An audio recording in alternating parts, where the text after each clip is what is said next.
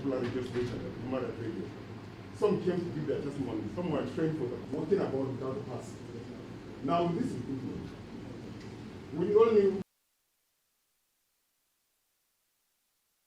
draw, whatever you call it. And these were trained. We are where we are because of the failure of the political class. Because when people say security failed, I say yes, they failed. But they won't have the boldness to perpetuate this kind of thing they do. Because I tell people, the Nigerian security apparatus as it is cannot deliver us from this security because they are hugely compromised. But it's the failure of the political class that gave back to that. So what we are seeing presently in the National Assembly is a reflection of that cumulative, gradual watering down the quality of debate and what have you.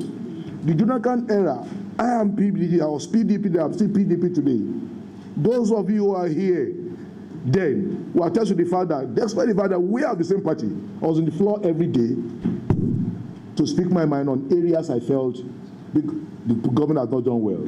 We must come to a time of what reality. That is why National Assembly cannot do what it ought to do.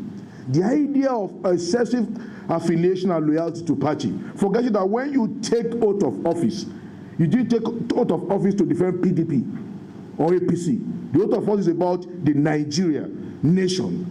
So until we come to terms with those reality, that parties are good, they are vehicles, but the constitution of the country should guide your action on the floor. So when you have that kind of scenario we have today, you begin to find, not just in the National Assembly, in the nation generally, psychophancy, bootlicking, to be seen as being the good book, so as to quarry privileges as silence men.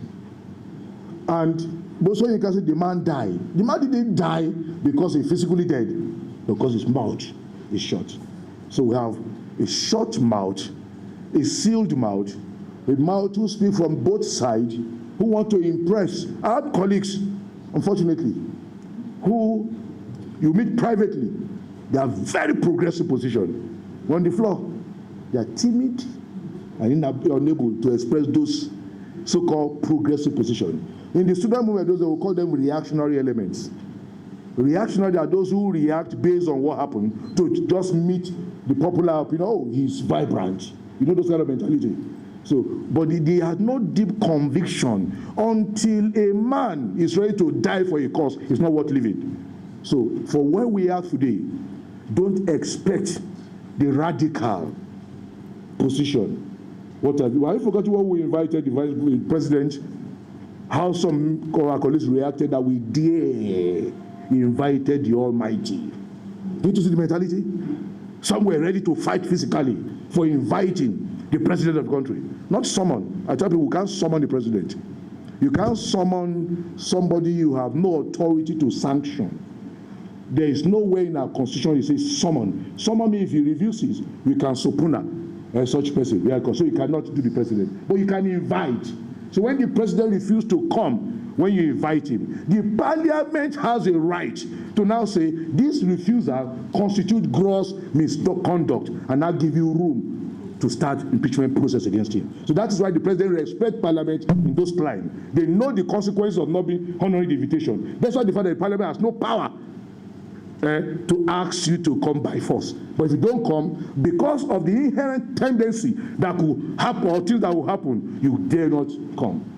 But unfortunately, even before he responded, first of all, people say, how dare you invite the Almighty? Until we come to term that no individual is bigger than a nation, and no individual has monopoly of wisdom.